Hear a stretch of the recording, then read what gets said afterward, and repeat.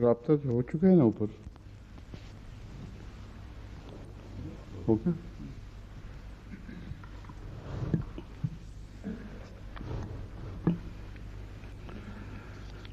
أعوذ بالله من الشيطان الرجيم بسم الله الرحمن الرحيم يوصيكم الله في أولادكم للذكر مثل حظ الأنثيين فإن كن نساء فوق اثنتين فلهن ثلثا ما ترك وإن كانت واحدة فلها النصف ولوالديه لكل واحد منهم السدس مما ترك إن كان له ولد فإن لم يكن له ولد وورثه أبواه فلأمه الثلث فإن كان له إخوة فلأمه السدس من بعد وصية يوصي بها أو دين آباؤكم وأبناؤكم لا تدرون أيهم أقرب لكم نفعا فريضة من الله إن الله كان عليما حكيما ये वसीयत की वो मरकज़ी आयत है هذه هي الآية الأساسية عن الوصية التي لا نزال نتحدث عنها. इसमें जो बातें मैंने पहले बयान की थी هنا أمر لافت للنظر فيما ذكرته من قبل بصددها، وهو أن الله تعالى يقول هنا: وإن كانت واحدة فلها النصف ولأبويه لكل واحد منهم السدس مما ترك إن كان له ولد. فهنا قد جعل الله تعالى نصيب كل واحد من الأبوين متساويا، أي السدس.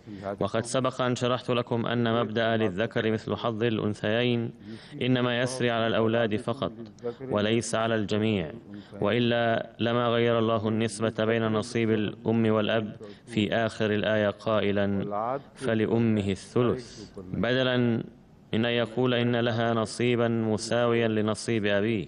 إذن لو حل الوالدان محل الأولاد في بعض الحالات انطبق عليهما مبدأ للذكر مثل حظ الأنثيين ثانية، ولكن ليس لأن هذا مبدأ عام ويسري على غير الأولاد أيضا، وإنما لأن الوالدين حلا محل الأولاد، أعني أنهما يرثان المتوفى في حالة عدم وجود أولاد له، ويرثانه حسب المبدأ للذكر مثل حظ الأنثيين. فإن لم يكن له ولد وورثه أبواه فلأمه الثلث.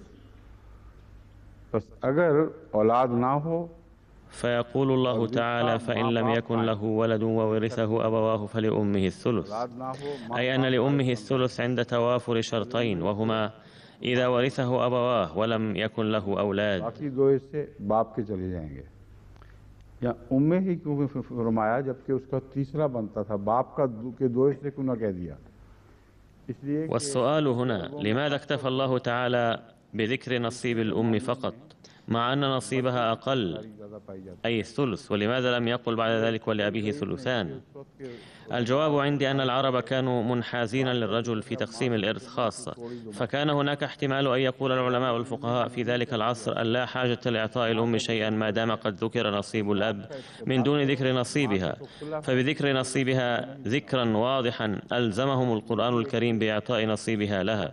أما نصيب الأب فيمكنهم أن يعرفوه من نصيبها، فلعل القرآن الكريم اتبع هذا الأسلوب درءا لهذا الاحتمال، مما يشكل دليلا عظيما على بلاغة القرآن الكريم، حيث أعلن: ولأبويه لكل واحد منهما السدس مما ترك إن كان له ولد فإن لم يكن له ولد وورثه أبواه فلأمه الثلث، أي لا بد أن تعطوا الأم الثلث والباقي يكون للأب، وذلك إذا كاناهما الوارثين، إذ لم يكن مستبعدا منهم أن يعطوا الأب الثلثين ثم يجعلوا الآخرين شركاء مع الأم في الثلث.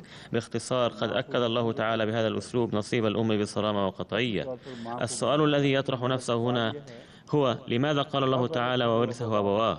فالبديهي أن أبويه سيرثانه ما دام ليس له ولد. औलाद नहीं है तो जहन में यही आता है कि बाप वारिस होंगे माँ बाप, लेकिन वरिसहु अबवाहु से यूँ लगता है कि ये दो शर्त। الجواب عندي أنه يبدو أن الله تعالى قد قال ذلك تأكيدا على أنه لا بد من توافر شرطين لكي ينال الأب ثلثي التركة والأم ثلثها، والشرطان هما أن يكون المتوفى بدون أولاد وأن يرثه أبواه فقط. तो क्या कोई ऐसी सूरत है कि والسؤال الآن، هل هناك حالة يكون فيها ورثة آخرون مع الأبوين؟ تجيب عن ذلك الكلمات الآتية في الآية: अगला हिस्सा आयत का है فإن كان له إخوة فلأمه السدس. فإن كان له إخوة فلأمه السدس من بعد وصية يوصي بها أو دين. भाई बहन हो तो फिर उसकी माँ के लिए छठा है من بعد وصية يوصي بها أو دين. أي إن لم يكن للمتوفى أولاد وكان له إخوة وأخوات فنصيب أمه السدس، وذلك بعد دفع وصية يوصي بها أو تسديد دين كان عليه، بالإضافة إلى نفقات كفنه ودفنه، إذ لا خلاف في أن هذه النفقات تدفع من تركته قبل أداء وصيته ودفع دينه وتقسيم الباقي بين الورثة. और उसके बाद फिर जो वसीयत है, दैन है, फिर जो कुछ बचता है वो तकसीम होगा। अब इस तरतीब से जिस तरह हम उतर रहे हैं नीचे, فالمسألة تتضح بهذا الترتيب الذي أبينه، فاحفظوه جيدا لأننا سوف نتوجه بعدها إلى ما يقوله الفقهاء. أذكر لكم هذا الترتيب مرة أخرى، وهو: إذا توفي المرء وكان له أولاد فلكل واحد من أبويه السدس، أي أنهما يأخذان ثلث التركة لا أكثر، والباقي يوزع على أولاد المتوفى. तो फिर उस औलाद को देने के बाद छठा हिस्सा माँ और बाप में जाएगा, यानी 1/3, इससे ज़्यादा नहीं। या यूँ कहना चाहिए कि अगर औलाद हो तो माँ और बाप। ولكن إذا لم يكن له أولاد وورثه أبواه فقط ولم يكن هناك وريث آخر يشترك معهما في التركة، فتقسم التركة بينهما بالنسبة التي تقسم بها على الأولاد، أي للذكر مثل حظ الأنثيين، لأنهما يحلان محل الأولاد في أخذ الإرث. هذا واضح ومفهوم. जो औलाद के हक में बयान किया जा चुका है, क्योंकि वो औलाद के कायम मुकाम शुमार किए जाएंगे, और उसमें मर्द को 2 हिस्से और औरत को 1 हिस्सा। बात खुल गई। अब आगे क्या सूरत होगी कि वालिदैन। أما إذا كان مع والديه شركاء آخرون في التركة فكيف يكون التقسيم؟ قال الله تعالى: فإن كان له إخوة فلأمه السدس، أي إذا لم يكن للمتوفى أولاد وكان له إخوة فأبواه لا يحلان محل أولاده في أخذ تركته، بل سيأخذ كل واحد منهما السدس والباقي يوزع بين الوارثين الآخرين. एक बिग इफ के साथ जैसा कहते हैं, बता रहा हूँ आपको, जो इस्तेमाल आज खुद होता चला जा रहा है मेरे नज़दीक, वो ये है। मगर जब फुक़हा की बहसों में जाएंगे तो फिर बात बहुत। إذن هناك شرط كبير لتغيير التقسيم بالنسبة إلى الأبوين. ज़ाहिर इससे कि चूँकि भाई और बहन हैं, इसलिए अल्लाह ताला ने ऐसी सूरत में। أما إذا خضتم في نقاشات الفقهاء وقعتم في إشكالات كثيرة.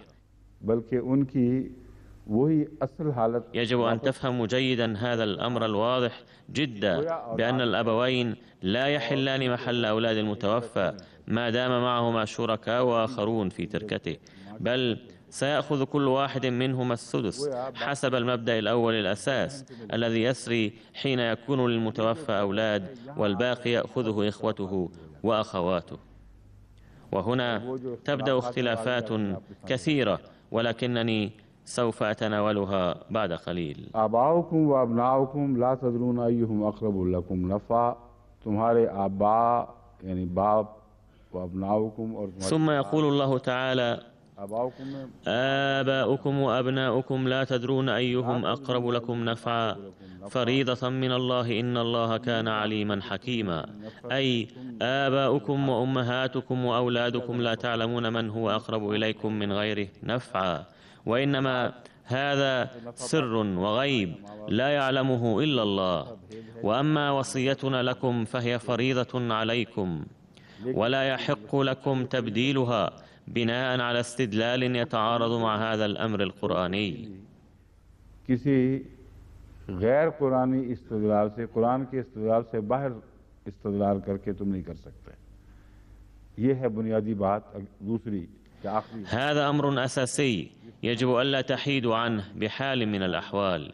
إنما بينه القرآن الكريم هو فريضة لا يجوز لكم تغييرها بأي حجج أخرى، بل عليكم استنباط أية مسألة على ضوء هذه الفريضة، لأن الله تعالى هو منبع الحكمة كلها وصاحبها، فلا تظنوا أنه تعالى لم يعلم شيئا قد ظهر الآن، ولذا فقد أصبحت هذه الآية ناقصة. لا، ليس فيها نقص ولا عيب، بل إذا أعملتم عقولكم فيها فلسوف تتمكنون من استنباط كل شيء منها. अपनी अक्लें इस्तेमाल करो, तुम्हें इसी आयत में से सारे इस्तेंबात मिल सकते हैं। هذه هي نظريتي وموقفي بناء على ما ورد في هذه الآية. फुक़हा के बहसों में चलते हैं तो फिर बहुत सी नई बातें सामने आती हैं। وعندما نقرأ ما قاله الفقهاء نجد أمورا أخرى كثيرة تدل عليها هذه الآية، وجميع الفقهاء متفقون على ما قلته من قبل من أن تركة المتوفى إنما توزع على الورثة بعد أداء نفقات كفنه ودفنه وأداء وصيته وتسديد دينه، لا قبلها. विरसे की राह में हायल कौन कौन से ऐसे मूजिबात हैं या ऐसे उमूर हैं ثم إنهم تكلموا عن موانع الإرث، أي الأمور التي يصبح بها الوارث محروما من نصيبه الشرعي من الإرث، وقد ذكروا بهذا الصدد 3 أسباب: الرق والكفر والقتل. غلامی اور کفر، والرق والكفر بحاجة إلى مزيد من البحث والتدقيق، إذ قد استنبطوا منهما أحكاما كثيرة بدون الإحاطة بخلفية الأحداث، وبدون النظر فيما إذا كانت قرارات الرسول صلى الله عليه وسلم أو أحكام القرآن الكريم عامة أم أنها هي خاصة بظروف معينة. उन खास हालात पर इतलाक पाते थे या अमूमी हैं।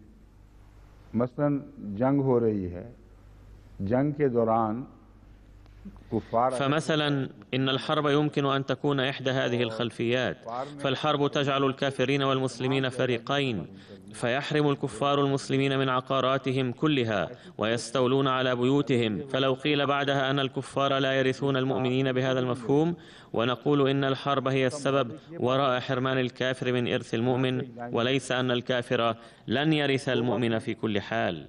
इस्तेमाल हो सकती थी। जंग हो रही है, अहले मक्का जो कुरैश थे जो उन्होंने मुसलमानों को हिजरत पर मजबूर किया। فمثلا كانت الحرب بين المسلمين وقريش حيث اضطرتهم قريش إلى الهجرة واستولت على عقاراتهم وحرمتهم من كل حق، فهل تمنح آية الإرث هؤلاء الكافرين نصيبا من أموال أقاربهم المؤمنين المهاجرين الذين توفوا في المدينة المنورة؟ لا، لقد نال المهاجرون شيئا من المال نتيجة المؤاخاة مع الأنصار الذين ضحوا من أجلهم كثيرا، أو نتيجة ما آتاهم الله من فضله، ثم نزلت آية الإرث. فهل يعني ذلك أنه إذا مات أحد من هؤلاء المسلمين وله أولاد مشركون في مكة يجب أن يرسل إلى أولاده المشركين هؤلاء نصيب من إرثه؟ لا، هذا غير معقول. بل في هذه الحالة لن تكون المعاملة معهم كما تكون في الظروف العادية، لأن بعض الأحكام تتعطل في ظروف خاصة، غير أن هذا ليس حرمانا من الإرث، وإنما هو تعطل للإرث لأسباب، وإذا زالت هذه الأسباب وتعامل الطرفان الكافر والمسلم بعدل فلن يقال بناء على هذه الآية أن الكافر لن يرث المؤمن. ये नतीजा निकालना दुरुस्त नहीं होगा। ये वैसे ही मामला है जंगी हालात में जैसे ذلك لأن هذه القضية تشبه قضية اتخاذ الإماء في الحرب، إذ قد أفتى سيدنا المسيح الموعود عليه السلام بشكل قاطع أن هذا الحكم مشروط بظرف معين. وهو أن الأعداء إذا اتخذوا نساءكم إماء في الحرب يحق لكم أن تعاملوهم بالمثل، أما إذا اتخذتم نساءهم إماء في الحرب بدون أن يعاملوا نساءكم هكذا فسوف تكونون أنتم مسؤولين عن الإساءة إلى المسلمات. لذا فاستنباط مسألة مسيئة إلى المسلمات كهذه من القرآن الكريم أمر غير جائز أبدا، ولن يقبله أي مسلم ذي عقل ويجب ألا يقبله. ये जंग के हालात हैं और उन अहादीस से जो इस्तेंबात किए गए हैं उनमें अक्सर फुक़हा ने إذن فما استنبطه الفقهاء من بعض الأحاديث إنما يختص بظرف الحرب، إذ قال معظمهم إن المؤمن والكافر لا يتوارثان في حالة الحرب. لا شك أن هذا القرار قد حسبه الناس فيما بعد عاما مع كونه خاصا بالحرب، وهذا عيب بدون شك، ولكن لا عيب في هذا القرار من حيث العدل، لأن المسلم إذا صار محروما من إرث أبيه الكافر فإن الكافر أيضا سيصبح محروما من إرث أبيه المسلم، ويسري على الاثنين مبدأ العدل القرآني، فلا اعتراض على هذا القرار من حيث العدل. विरासत से महरूम होता है तो फिर काफिर का बच्चा मुसलमान होकर विरासत से महरूम हो जाए, बराबर हो गया दोनों, और कुरान करीम का जो इंसाफ का उसूल है वो इतलाक पा गया, तो उस नुक्ते निगाह से काबिल एतराज़ नहीं रहता। غير أنه يبقى هناك عيب في هذا القرار حين يقولون بعمومه، مع أن الصحابة قد ورثوا آباءهم الذين لم يكونوا مسلمين، بل كان أكثرهم مشركين. وما دام الأمر كذلك فما قيمة قولهم بأن المشرك لا يرث المسلم وأن المسلم لا يرث المشرك، علما أنهم يستخدمون لفظ غير المسلم بدلا من المشرك. मुशरिक का बेटा का मुसलमान वारिस हो, ना मुसलमान का मुशरिक या गैर मुस्लिम वारिस हो। वो तो मुशरिक की बहस नहीं करते, गैर मुस्लिम की बहस करते हैं। तो इस सूरत में फिर एक और बीच में एक रोक पैदा हो गई अखली, ये तो फिर दुरुस्त नजर नहीं आता। على كل حال إن ادعاءهم هذا غير صحيح وغير معقول، لذا لا بد من أن نقول في حالة الحرب فقط يعامل الطرفان على حد سواء على هذا النحو، أعني يحرمان من أن يرث بعضهما بعضا، إلا أن مثل هذه القرارات المؤقتة في أوضاع معينة لا تجعل الأحكام منسوخة تماما، وإنما تجعلها متعطلة. أما لو قلنا بعموم هذه القرارات الخاصة بظروف معينة فهذا سيؤدي إلى مفاسد كثيرة، وقد حصلت معظم المشاكل والمفاسد للسبب نفسه. أما فيما يتعلق بكون الرق أحد موانع الإرث فهذه أيضا قضية معقدة جدا، لا يمكن قبولها هكذا مغمضي العيون بحجة أن الفقهاء قالوا هكذا، ذلك لأن الحقوق التي أقرها القرآن الكريم للرقيق تجعله مالكا لبعض أمواله حتما. هذا أمر ثابت قطعا ولا شك فيه. إن معاهدة المكاتبة التي أقرها القرآن الكريم والتي قد اعترف بها الفقهاء لا يحق لأحد بعدها القول أن كل أموال العبد ملك لسيده وراجعة إليه في كل حال، ويظل أولاد العبد محرومين منها. उसके बच्चे भी गुलामी पैदा हो रहे हैं, ये भी इस्लाम को कबूल नहीं है, हरगिज़ दुरुस्त नहीं।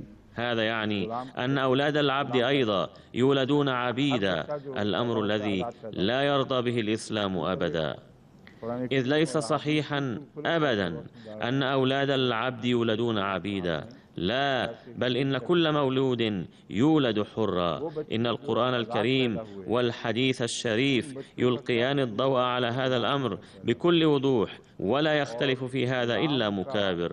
فما ذنب هؤلاء الأولاد الذين يولدون أحرارا في بيت أحد العبيد؟ وأين الدليل على أن العبد لا يملك من أمواله شيئا، مع أن القرآن يأمر السيد إذا طالبه عبده بالتحرر مقابل مال فعليه أن يحرره؟ السؤال هنا من أين جاءه المال ما دام لم يملك شيئا مما كسب؟ और फिर दूसरी बात यह कि ये भी अगर वो कहे कि मैं बाद में कमा के दूंगा, तब भी मुसलमान उस वक्त जो हाकिम है या काजी है उसका फर्ज है कि उसकी ثم هناك أمر آخر، وهو أن العبد لو طالب سيده بتحرير رقبته نظير مال سيكسبه ويدفع له فيما بعد، فعلى الحاكم المسلم أو القاضي أن يعقد العقد بينهما. لن يقضي القاضي فيما إذا كان العبد مصيبا في مطالبته هذه أم لا، وإنما يرى ما إذا كانت الشروط التي يضعها العبد لعقد المعاهدة بينه وبين سيده معقولة أم لا. माकूल जो उस ज़माने के राइजुल वक्त इख्तिसादी तकाज़े हैं उनको पूरा करते हुए उनको मरहूज रखते हुए माकूल शर्तें। فمثلا يجب ألا يقول العبد سأدفع هذا المال خلال نصف قرن وبقسط 10 روبيات كل سنة، بل يجب أن تكون الشروط من الطرفين معقولة متزنة بالنظر إلى الظروف الاقتصادية المعاصرة. أو يرى القاضي ألا يضع السيد شروطا قاسية كأن يطالب العبد مثلا ادفع لي ثمن المكاتبة خلال سنة واحدة بقسطين فقط، كل قسط خلال 6 أشهر، بينما يكون المبلغ كبيرا لا يقدر العبد على كسبه ودفع القسط خلال المدة المضروبة.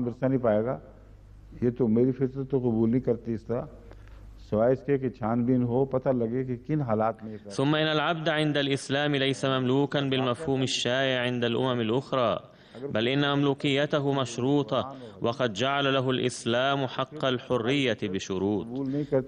ثم إن العبد عند الإسلام ليس مملوكا بالمفهوم الشائع عند الأمم الأخرى، بل إن مملوكيته مشروطة، وقد جعل له الإسلام حق الحرية بشروط. فالقول إن العبد لا يرث أمر لا تقبله فطرتي. علينا فحص الواقعات والظروف التي قرر فيها النبي صلى الله عليه وسلم ذلك، ونرى ما إذا كانت الرواية صحيحة أم لا. إذا كان هناك نص صريح من القرآن الكريم أو الحديث بهذا الصدد ولم تقبله فطرتنا، فلا بد أن نرفض ما تقوله فطرتنا ونقبل ما يقوله القرآن والحديث، علما أنني أعني من الفطرة هنا العقل المشترك، أما الفطرة السليمة فلا تكذب أبدا. فإذا كان هناك نص صريح وواضح فلا بد من قبوله، ولا نستطيع رفض النص ونقول إن فهمنا صحيح، غير أن النص يجب أن يكون قطعيا بحيث يلقي الضوء على جميع الملابسات والظروف التي اتخذ فيها هذا القرار، كما لا بد من أدلة تؤكد أن استنباط حكم سواه من ذلك النص محال. أما إذا كان استنباط حكم آخر منه ممكنا فلا يحق لأحد أن يستنبط منه استنباطا واحدا فقط ويعتبره جزءا من الشريعة، بل يحق لكل فريق استنباط ما يراه صحيحا مع التزامه بالتقوى، فكل إنسان يسأل حسب تقواه. وإذا كانت هناك إمكانية لأكثر من استنباط فيحق للمرء أن يختلف مع غيره في الاستنباط متمسكا بالتقوى. أما إذا لم يستنبط متحليا بالتقوى فإنه سيؤاخذ عند الله تعالى، ولكن لا يحق للدولة فرض استنباطها على الآخرين قهرا. أقول هذا فيما يتعلق بالنقاشات العلمية. أما إذا رضي القوم برأي عالم أو أكثر واتخذوه قرارا فلا بد من العمل به، علما أن العمل به ليس ضروريا باعتباره أنه هو الرأي الصحيح شرعا، إنما هو ضروري لأن سن القوانين من حق القوم، وقد اتخذوا هذا القرار مستخدمين حقهم هذا بشأن الاستنباط من القرآن أو الحديث. وحيث إن المرء ملزم بالعمل بالقانون فلا مجال له أن يخالف القانون، ومع ذلك يحق له أن يقول إن ما فهموه من النص ليس بصحيح، بل إنما أفهمه هو الصحيح، ولكنه لا يستطيع أن يملك شيئا أمام قرار القوم. ولكن تسليمه بقرار القوم لا يعني انصياعه له إن كان يتدخل في عقيدته وعبادته. فالمسلم الأحمدي مثلا عندما يعاقب على نطقه بالشهادتين لا إله إلا الله محمد رسول الله، فلا يعني ذلك أنه لا يحق له النطق بها وعليه أن يتخلى عنها لأن الحكومة الديمقراطية قررت ذلك.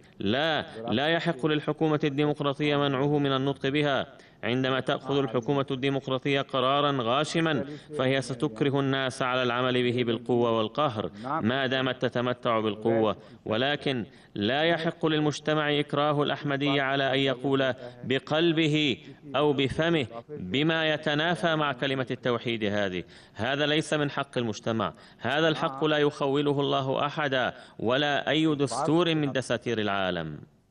هذه هي قواعد الميراث التي هي عالمية وتنطبق على الجميع. وعلى ضوء ما قلت فإن الكفر مجرد الكفر بدون أي شرط لا يحول دون الإرث، فلا يجوز للمسلمين أن يحرموا ولدا من إرث أبويه الكافرين بحجة كفرهما، كما لا يجوز للكافرين أن يحرموا ولدا من إرث أبويه بحجة أنهما صارا مسلمين.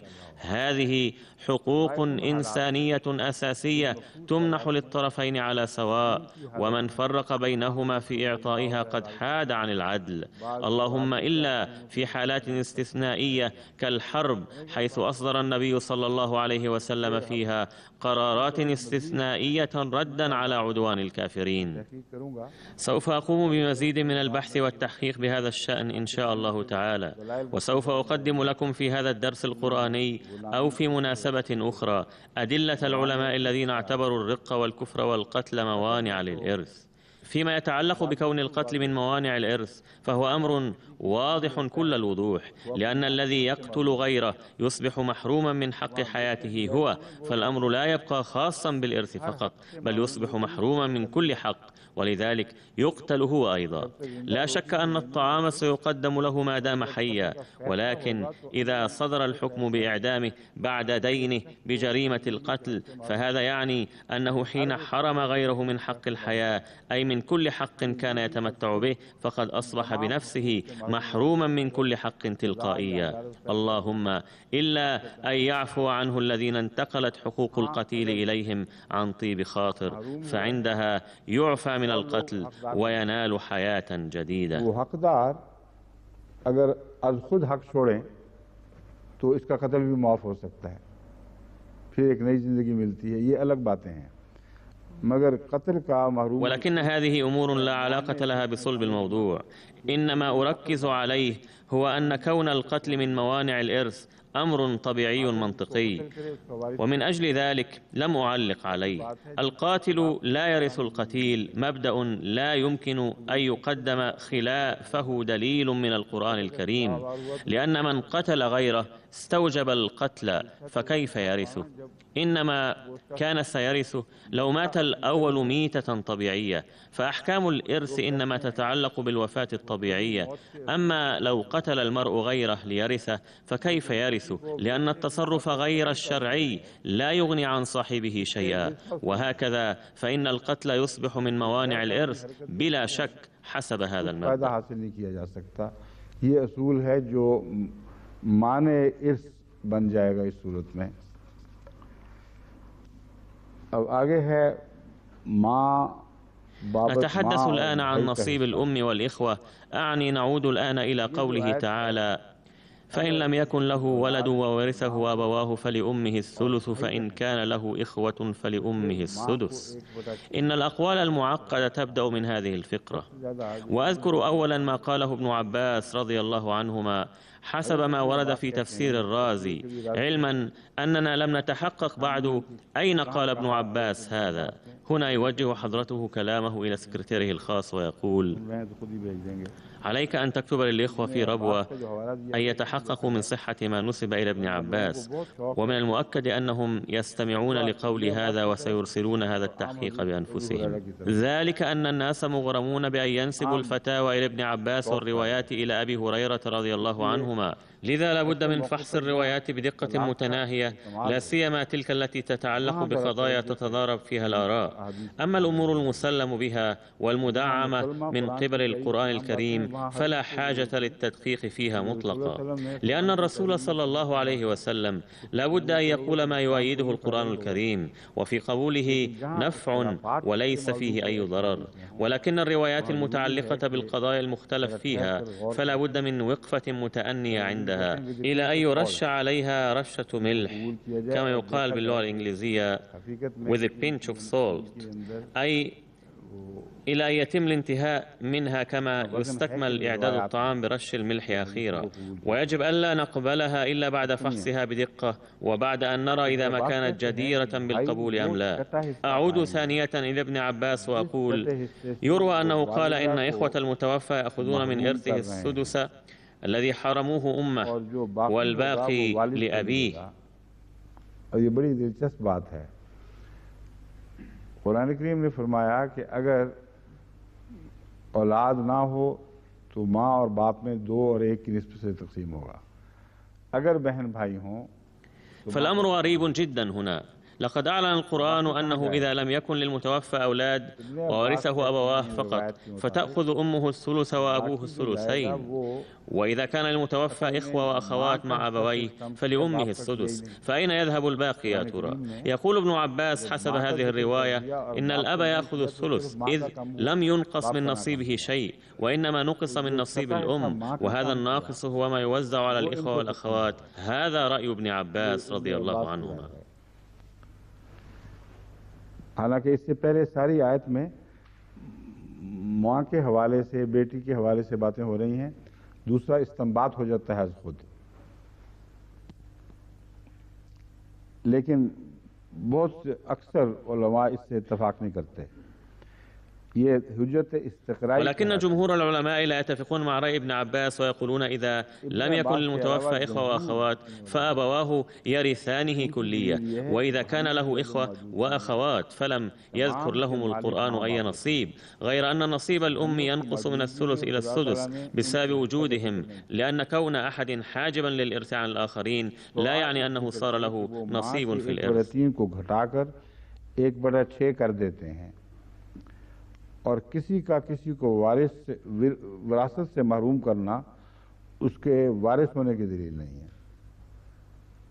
अभी अजीब व गरीब एक नया मसला उठ खड़ा हुआ कि कोई शख्स हाजिबुल इर्स तो होगा मगर वारिस नहीं होगा।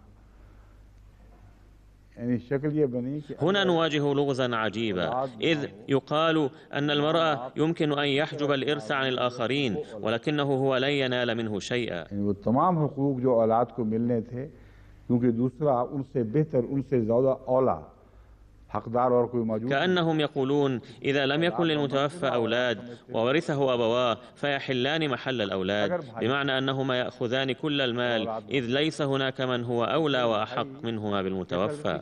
أما إذا لم يكن للمتوفى أولاد وكان له إخوة وأخوات فلن يرثوا من تركته شيئا، وإنما يعملون عمل المؤثرين في الآخرين، أي أنهم لن يرثوا شيئا ولكنهم يؤثرون في نصيب الأبوين، حيث تأخذ الأم السدس بدلا من الثلث.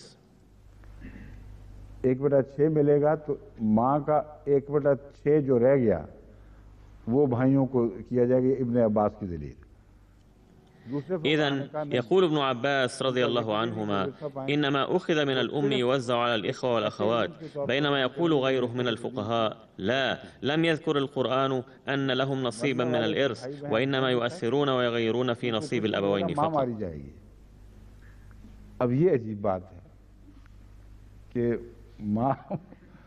माँ बेचारी पे सारा नजला टूटे उनके बहन। باختصار الرأي عند هؤلاء الفقهاء أن إخوة وأخوات المتوفى لن ينالوا شيئا من إرثه وإنما يؤثرون في نصيب الأم. أمر غريب فعلا، إذ كيف يقال أن وجودهم يضر بالأم فقط من دون الأب؟ القرآن الكريم يبين هنا حصص الورثة، ولكن هؤلاء يقولون هذا الكلام الغريب بشأن حديث القرآن عن تقسيم الإرث. أليس عجبا؟ بينما يقول فقهاء وآخرون إن هؤلاء الإخوة والأخوات يأخذون من الإرث. كم؟ هناك أقوال شتى بهذا الصدد. لقد قال العلامة الشوكاني في فتح القدير هناك إجماع على أنه لو كان للمتوفى أولاد فيعطى أصحاب الحصص المعينة نصيبهم من الإرث أولا، ويوزع الباقي على البقية من الوارثين حسب المبدأ للذكر مثل حظ الأنثيين. इसके खिलाफ कोई बात हमारे इल्म में هذا صحيح، نعم هناك إجماع على ذلك ولا نعلم خلاف ذلك. أعني أنه سيدفع من مال المتوفى أولا نفقات كفنه ودفنه، وتدفع وصيته، وتسدد ديونه، ويوزع الباقي بين أبويه حسب مبدأ للذكر مثل حظ الأنثيين، لا خلاف في ذلك بلا شك. بعد ذلك يثيرون مسألة نصيب البنت والأخت والحفيدة. هنا ذكرت الحفيدة بدون ذكر الحفيد، والرواية التي يستدلون بها وردت في صحيح البخاري، ولكن أسلوبها يدل على أنها موضوعة، إذ فيها ما يدل على أنه لا يصح نسبتها إلى النبي صلى الله عليه وسلم. يبدو أن البعض قد تلاعب في هذه الرواية تحقيقا لهدف معين، لأن السائل فيها يذكر مثالا محددا وواضحا، لذا أقول يجب إمعان النظر في أسلوبها. उसने कुछ भी चीज उलट पुलट की है इसके बीच में। उसकी दलील मैं आपको पहले हदीस सुना दूं फिर बताता हूँ। कहते हैं अब ये हदीस जिस तरह बनी है पेचीदगी के साथ, ये भी बड़ा काबिल गौर बात है। अबू मूसा से पूछा गया कि अगर कोई शख्स मर जाए। تقول الرواية: قيل لأبي موسى رضي الله عنه: إذا ترك المتوفى وراءه بنتا وأختا وحفيدة فكيف يوزع إرثه بينهن؟ قال: النصف للبنت والنصف للأخت ولا شيء للحفيدة. उनके सामने एक वाज़ेह मसला था और वो कुछ चाहते थे कुछ खास तरीके से। قوله: لقد ذكرت هنا الحفيدة، وهذا يعني أن أباها ميت، إذ لو كان حيا لورث أباه الآن، ولأنه حرم من الإرث لموته فتحرم الحفيدة أيضا. ثم ورد أن أبا موسى قال للسائل: اذهب إلى ابن مسعود واسأله ما إذا كانت فتواي صحيحة أم لا. فذهب إليه فقال له ابن مسعود: لو قلت كما قال لم أصب، إنما أقول كما قال النبي صلى الله عليه وسلم. وتعرفون ماذا قال؟ قال: النصف للبنت والسدس للحفيدة والباقي للأخت. वो फरमान लगे अगर मैं भी ऐसा कहूं तो दुरुस्त ना होगा। इब्न मसूद ने ये कहा, मैं तो इस मामले में वही फैसला करूंगा जो। السؤال هنا: متى وأين وقع حادث كهذا في حياة الرسول صلى الله عليه وسلم؟ لو كان الأمر كذلك لحلت قضية توريث الحفيد، ولتكلم العلماء عنه في كل مكان.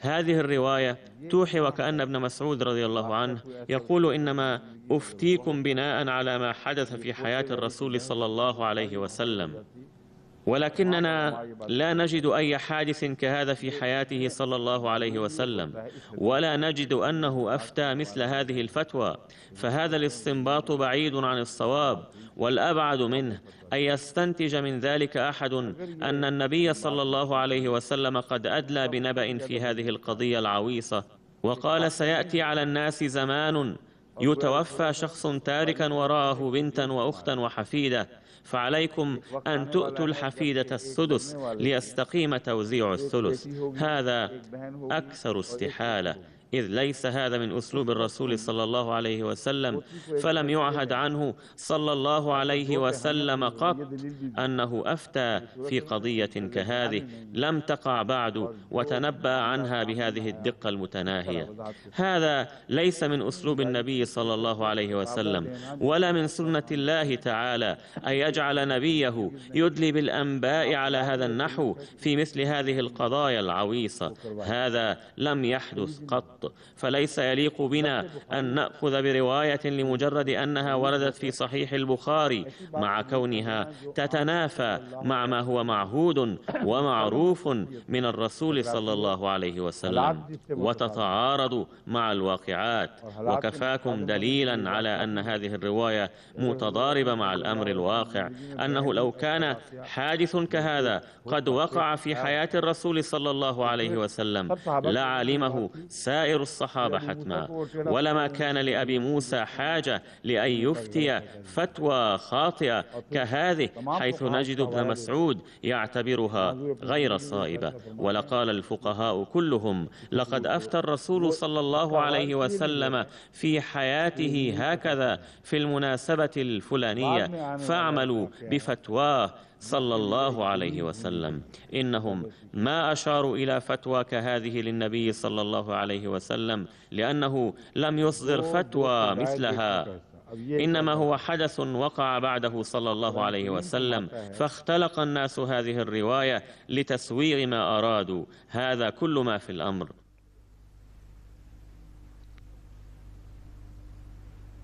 फ़इन कुन्ना निसान फ़ौक़स्नतैन फ़लहुन्ना सुलुसा, अगर बेटियां दो से जायद हों, फ़ौक़ा मैंने उससे ऊपर, फ़लहुन्ना सुलुसा तो उनको 2/3 दे दिया जाए। والآن هناك نقاش آخر حول نصيب بنتين أو أكثر. يقول الله تعالى: فإن كن نساء فوق 2 فلهن ثلثا ما ترك، أي إذا كانت البنات أكثر من 2 فلهن ثلثا التركة. والسؤال هنا: إذا كانت بنتان فقط فهل تكونان شريكتين في النصف، أي تأخذ كل واحد منهما الربع؟ هناك عديد من الفقهاء الذين يرون أن نصيب البنتين واضح تماما، أي أنهما شريكتان في النصف، أي أن كل واحدة منهما تأخذ ربعا وتحرمان الثلث. 1/4 हिस्सा पाएंगी, 1/3 के हिस्से से महरूम रहेंगी, गोया के जो एक अंदरूनी तजाद नजर आता है। इसके أقرأ عليكم الآن أقوال الفقهاء بهذا الشأن. जो फुक़हा ने कुछ कहा मैं आपके सामने रखता हूँ। इब्न अब्बास के मुतल्लिक यहाँ ये फिर مرة أخرى هناك رواية أخرى عن ابن عباس رضي الله عنهما ذكرها الزمخشري في تفسيره الكشاف، وقال: لو قلت ما نصيب البنتين قلت نصيبهما مختلف عن نصيب البنات اللواتي هن أكثر من 2। अगर कोई कहे कि ये जिक्र 2 बेटियों के मामला का है और इनके बारे में क्या फैसला है, उसका जवाब ये है कि इन दोनों का हुक्म मुख्तलिफ ही है। لقد رفض ابن عباس أن يعتبرهما جماعة، لأن فوق 2 يحتم أن يكون عدد البنات أكثر من 2، لذا يجري على البنتين ما يجري على بنت واحدة فيما يتعلق بالإرث. वो उन पर एक बेटी के से अहकाम लागू करते हैं, इसलिए 2 बेटियों पर एक बेटी वाले अहकाम लागू होंगे। ये दलील इब्न अब्बास की तरफ मंसूब की गई, लेकिन इसका अंदरूनी सुकुम इस बात से वाज़ेह है कि अगर 3 बेटियां हों। هذا ما نسب إلى ابن عباس، ولكن العيب الموجود فيه واضح، لأنهن إذا كن 3 فيوزع عليهن الثلثان، ولكن كم ستأخذ كل من البنات ال3؟ هنا يقوم أمير المؤمنين بالحساب مع مساعدة بعض الإخوة ليعرف نصيب كل من البنات ال3। शरीक हूँ मैं बताता हूँ, तो कितना हिस्सा बना? क्या? नहीं, एक को कितना मिला? एक बेटी को 2/3 का 1/3। हाँ, أتأخذ كل واحدة منهن 2 من 9، 2/9 أي أقل من النصف وأكثر من الربع؟ और 1/3 से ज़्यादा, 1/3 से ज़्यादा हुआ ना कि नहीं? हाँ ठीक है। और अगर 4 हों وإذا كن 4 بنات فيكون لكل واحدة منهن السدس، फिर 1/6 आ जाएगा। ये जो बहसें हैं, इसमें मैं सिर्फ ऐसे इम्कान की तलाश में हूँ जिससे ये पता चलता हो कि अगर इनके असूल के मुताबिक। أقوم بهذه النقاشات والحسابات لأخبركم أنه حسب ما يروى عن ابن عباس فإنه لو كان المتوفى قد ترك وراءه 2 فقط فيكون نصيبهما أقل من الربع، وإذا كن أكثر من 2 فنصيبهن أكثر من ذلك، وإذا كانت واحدة فترث نصف الميراث، وهي أقوال غير متزنة في رأيي. ابن अब्बास के मुताबिक जो रवायत मंसूब की गई उसको हम कबूल कर लें तो सूरत हाल ये बनती है कि अगर एक बेटी हो तो निसफ ले लेगी। باختصار لو قبلنا الرواية المنسوبة إلى ابن عباس يكون التقسيم كالآتي: إذا كانت للمتوفى بنت واحدة فلها النصف، وإن كانت بنتان فتشتركان في النصف، وإن كن ثلاثا يزداد نصيب كل واحدة منهن. 1/4 की बजाय 1/4 कितना बना वो फिर मौजूद बताएं. هنا يخاطب أمير المؤمنين أحد الإخوة ويقول له: يزداد 1/4 से أم ينقص؟ ज़्यादा नहीं है. 1/4 से कम. ठीक है. لأنك قلت أن نصيب كل واحدة منهن أقل من الربع، ومعنى ذلك أن البنات لو كن ثلاثا يقل نصيب كل واحدة منهن ويصبح أقل من الربع. أما إذا كانت بنتان فلن تنال كل واحدة منهما الربع في أي حال. अब ये जो बहस है 2 का कसूर क्या है. 2 1/3 2/3 فما ذنبهما إذن؟ لماذا لا تتقاسمان الثلثين؟ هذا هو الأمر الذي هو بحاجة إلى وقفة متأنية، لأن التفريق بين البنات عند تقسيم الإرث لدى اختلاف عددهن أمر لا يبدو معقولا. इसलिए उलमा को इस बात को कबूल करने में तरद्दुद रहा है और उन्होंने बजाय इसके कि इस अकली दलील को इस्तेमाल. ولذلك قد تردد العلماء في رفض هذا الأمر باعتباره غير معقول، وحاولوا أن يجدوا من القرآن والحديث ما يفندون به ما نسب إلى ابن عباس في هذه الرواية. هل فهمتم الآن؟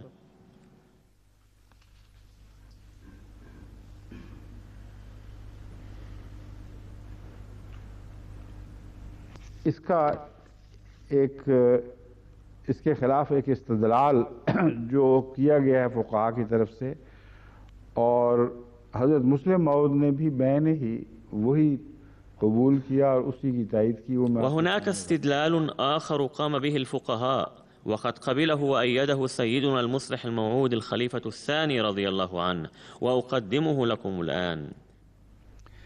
बाज़ फुक़हा कहते हैं कि असल में फ़र्क है ही कोई नहीं और शिया मसलक इसकी तायीद करता है ज़्यादातर. वो कहते हैं يقول بعض الفقهاء أنه ليس في الواقع أي تفريق بين البنات في التقسيم عند اختلاف عددهن، والشيعة يحملون هذا الرأي ويؤيدونه، حيث يقولون: ستأخذ البنات عملا بأحد المبدأين نصيبا أقل، ولكن سيسد لهن هذا النقص وفق مبدأ آخر. لذا كل هذه النقاشات والأقوال المختلفة فارغة، لأن البنات لا يتعرضن لأي خسارة عند التقسيم في أي حال. هذه الفتوى الشيعية قد وردت في قواعد الأحكام الجزء الثاني كتاب الفرائض لصاحبه آيات الله حسن بن يوسف، الذي زمنه ما بين عام 648 وعام 726 للهجرة. إذن إنها ليست فتوى جديدة، بل هي من الفتاوى القديمة. يقول هذا العالم الشيعي: إذا كان الوارث ابنا وحيدا ولم يكن معه وارث آخر فهو يأخذ الإرث كله، أما إذا كانا ابنين أو أكثر فيتقاسمونه بالتساوي. يقول هذا العالم الشيعي إن مفهوم الاثنين يشمل مفهوم أكثر من الاثنين أيضا، ولكن لماذا وكيف لم يأتي عليه هذا بدليل. ثم يقول: أما إذا ورثت المتوفى بنتان أو أكثر منهما فيتقاسمن الثلثين، والثلث الباقي أيضا يرجع إليهن حسب مبدأ الرد. أما إذا ورثه بنون وبنات فيقسم الإرث بينهم حسب مبدأ وللذكر مثل حظ الأنثيين. ما هو مبدأ الرد الذي ذكره هنا؟ المراد منه أنه إذا ورثت المتوفى بنتان أو أكثر ولم يكن هناك وارث آخر، أي إذا لم يكن أبوا المتوفى حيين، فيتقاسمن ثلثي الإرث. أما الثلث الباقي فأيضا يرجع إليهن، إذ لم يكن هناك وارث آخر، بما أنه لا يوجد أحد يمكن أن يدعي بأنه سيرث المتوفى فيما بقي من إرثه، لذا يرجع باقي الإرث إلى من نال من قبل نصيبا أقل من الآخر نسبيا. هذه هي فتوى آيات الله حسن بن يوسف الشيعي. لقد وردت فتوى أخرى في منهاج الصالحين كتاب الميراث، وهو أيضا مصدر شيعي، وهي أنه إذا كان الابن هو الوارث الوحيد فيأخذ الميراث كله، وإذا كانت البنت هي الوارث الوحيد له فهي تأخذ الميراث كله. ولا شك أنهم قد أفتوا بهذه الفتوى من أجل السيدة فاطمة رضي الله عنها، لذا فهي فتوى ضعيفة بلا شك. فأن ترث البنت وحدها مع وجود الورثة الآخرين هو من المعضلات الكبيرة المتنازع فيها، ذلك أنه لو ثبت أن البنت لا ترث وحدها لسقط قول الشيعة بأن فاطمة رضي الله عنها طالبت ببستان فدك أو بأراض في خيبر. لذا فإن فتوى الشيعة هذه مشكوك فيها ما لم يقدموا أدلة محددة على صحتها. ثم كيف يقولون أن البنت وحدها ترث مع أن أزواج النبي صلى الله عليه وسلم أمهات المؤمنين كن على قيد الحياة، وقد حدد القرآن نصيبهن في الميراث تحديدا قاطعا، فلا يمكن الأخذ بهذه الفتوى إلا إذا لم يكن مع البنت وارث آخر حدد له القرآن الكريم نصيبا واضحا.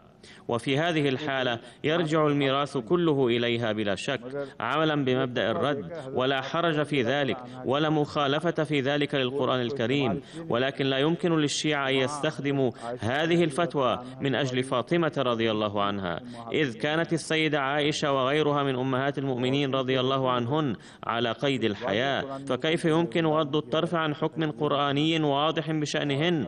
فأزواجه صلى الله عليه وسلم شريكات في الإرث حسب المبدأ القائل أنه إن لم يكن للمتوفى أولاد فلهن الربع، وإن كان له أولاد فلهن الثمن.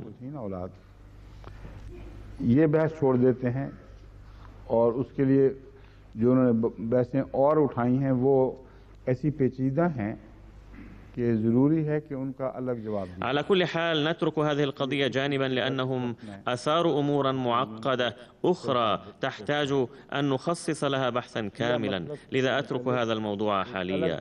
إن الموقف الشيعي عن الميراث بحاجة إلى وقت طويل لكي نفحصه جيدا ولنرى مدى صحة موقفهم من موقف أهل السنة. कहाँ तक अहले सुन्नत का मौक़िफ़ मज़बूत है। अब आगे बढ़ने से पहले والآن نتقدم خطوة أخرى. هناك قول للمسيح الموعود عليه السلام في الميراث، وهو قول شامل ويوضح الموضوع كثيرا، وسوف أقرأه عليكم، فإذا كنت قد قلت شيئا خلافه فاعتبروا قولي لاغيا. ذلك أن هذا قرار الإمام الذي جعله الله إمام هذا العصر، وفهمه للقرآن الكريم فوق فهم أي منا، لذا يجب أن تستمعوا إلى قوله عليه السلام جيدا. इस पहलू से बड़े गौर से इसको सुन लेना चाहिए। अब तुम्हारी औलाद के हिस्सों के बारे में खुदा की वसीयत है कि लड़के को दो लड़कियों के बराबर हिस्सा दिया करो, और फिर अगर लड़कियां दो या दो से बढ़कर हों तो दो या दो से बढ़कर। ये काबिल गौर बात है। आपने भी फ़ौक़स्नतैन में दो को शामिल फरमाया है, निकाला नहीं है। يقول عليه السلام وهو يقوم بترجمة تفسيرية للآيات القرآنية عن الميراث: يوصيكم الله بشأن حصص أولادكم في الميراث، ويخبركم أن نصيب الرجل مثل نصيب الامرأتين، وإن كانت البنات اثنتين أو أكثر فلهن ثلثا ما ترك المتوفى. أقول: ترون هنا أن المسيح الموعود عليه السلام قد اعتبر بنتين أو أكثر مجموعة واحدة، وإذا كانت بنت واحدة فهي تأخذ نصف الميراث. أقول: هذا أمر مسلم به لا خلاف عليه، وكل واحد من أبوي المتوفى سيأخذ من تركته السدس لا أكثر، وذلك إذا كان للمتوفى أولاد. ये तो बिल्कुल मुसलमान बात है सबकी। और मैयत के माँ बाप को, यानी दोनों में से हर एक को, उस माल में से जो मैयत ने छोड़ा है छठा हिस्सा है, इससे ज़्यादा नहीं है। और ये इस हालत में कि मरने वाला कुछ औलाद छोड़ गया हो। तो इस बारे में भी जो मैंने अब तक कहा था उसमें से कोई ऐसी बात नहीं जो मसीह अलैहिस्सलाम ने ना वही ना फरमाई हो। और अगर मरने वाला أقول: تجدون أن ما قلته حتى الآن هو ما يقوله المسيح الموعود عليه السلام، وإن لم يكن للمتوفى أولاد وكان له إخوة وأخوات فلأمه السدس، ولكن سيدفع لهم نصيبهم بعد أداء الوصية التي أوصى بها المتوفى أو الدين الذي عليه. बेटे तुम्हें मालूम नहीं कि उनमें से बाएतबार नफरसानी के कौन सा तुमसे ज़्यादा करीब है, बस जो हिस्से खुदा ने آباؤكم وأبناؤكم لا تدرون أيهم أقرب لكم من حيث المنفعة، لذا عليكم أن تقسموا الميراث حسب ما أمر به الله تعالى، لأن علمه منزه عن أي خطأ وسهو، وهو الذي يعمل بالحكمة وهو الأعلم بالمصالح. गलती और खता से पाक है और जो हिकमत से काम करता है और हर एक मसलहत से वाकिफ है। और जो तरका तुम्हारी बीबियां छोड़ मरें, बस अगर वो लावल्द मर जावें तो उनके तरके में से तुम्हारा हिस्सा आधा है। ثم بعد ذلك يتحدث المسيح الموعود عليه السلام عن بقية الآية ويقول: لو ماتت زوجاتكم بدون أولاد فلكم نصف ميراثهن، أما إذا كان لهن أولاد فلكم الربع منه. बात खत्म कर दी है, इसलिए हमारे लिए فحضرته عليه السلام قد تحدث من قبل عن الأم حيث قال إن لها السدس، وهكذا قد ترك لنا المجال للاستنباط. فلا يمكن لأحد أن يقول إن المسيح الموعود عليه السلام قد فسر الآية هكذا وأنت تفسرها بخلاف ما قاله عليه السلام. ذلك أنه عليه السلام قد أنهى كلامه عند قوله إن للأم السدس، تاركا المجال مفتوحا للذين يتدبرون القرآن ويتعمقون في معارفه. وسنعود إلى هذا الموضوع ثانية بعد قليل بإذن الله. हज़रत मुस्लिम माऊद, दो लड़कियों का हिस्सा यूसीकुमुल्लाह वसीयत का मसला यहाँ से शुरू किया। पहला हुक्म ويقول سيدنا المصلح الموعود الخليفة الثاني رضي الله عنه: نصيب البنتين. يقول الله تعالى: يوصيكم الله. ومن هنا تبدأ مسألة الوصية، وأول ما أمر به الله تعالى هو للذكر مثل حظ الأنثيين. ثم قال الله تعالى: إذا كانت البنات فوق 2 فيأخذن الثلثين، ولا علاقة لهن بالباقي. ولكن ما حكم ال2؟ الجواب مستنبط مما سبق، أعني من قوله تعالى: للذكر مثل حظ الأنثيين، أي نصيب الرجل مثل نصيب الامرأتين. ولو كان هناك ابن وبنت فما يكون نصيب الرجل؟ الجواب له الثلثان وعليه، فإن كانت بنتان يجب أن يكون لهما الثلثان، لأن نصيب كل واحدة منهما متساو. يقول المصلح الموعود رضي الله عنه إن كلمة فوق لا تغير الموضوع، لأن نصيب فوق 2 أي 3 بنات أو أكثر محدد واضح. أما إذا كانت 2 فقط فنصيبهما مستنبط من مبدأ للذكر مثل حظ الأنثيين، فهو مبدأ ساري المفعول دوما، أي أنه إذا كان للمتوفى أولاد ذكور وإناث فللذكر ضعف نصيب الأنثى. فيقول رضي الله عنه: لو كان للمتوفى بنت وابن كان لها الثلث وله الثلثان، وإن كانت له بنتان فلهما الثلثان، وإلا كيف تكون القسمة بينهما متساوية؟ فحضرته استنبط الحكم من مبدأ مذكور في القرآن الكريم متجنبا النقاش حول كلمة فوق، وهو استنباط قيم ولطيف. जो बहुत ही वज़नी इस्तेंबात है और बड़ा लतीफ़ इस्तेंबात है। बस 2 लड़कियों का हिस्सा क्या हुआ? 2 सुलस, वही जो 3 लड़कियों का मुकर्रर है। बस इस आयत की बनावट। فما هو نصيب البنتين إذن؟ نصيبهما الثلثان، أي ما هو نصيب 3 بنات وأكثر نفسه. ثم يقول حضرته رضي الله عنه: لقد ثبت من كلمات هذه الآية نفسها أن نصيب البنتين الثلثان، وقد بين الله تعالى بقوله: يوصيكم الله أن هذه الأحكام ليست من صنع الإنسان بل هي من الله تعالى، فلا يجوز فيها التغيير ولا التبديل. ثم يقول حضرته رضي الله عنه: ومذهب الجمهور أن الإخوة سواء أكانوا من الأبوين أم من الأم فقط سيصبحون حاجبين للإرث. ويرى الشيعة الإمامية والزيدية أن الإخوة من الأم لن يكونوا حاجبين، وهذا هو الرأي السليم عندي. فلو كان الإخوة من أبوين فسيكونون حاجبين، أما إذا كانوا من الأم فقط فلا، لأن الجمهور يرون أن الإخوة سيكونون حاجبين فقط ولن ينالوا من الإرث شيئا، غير أنهم سيتسببون بنقص نصيب الأم إلى السدس.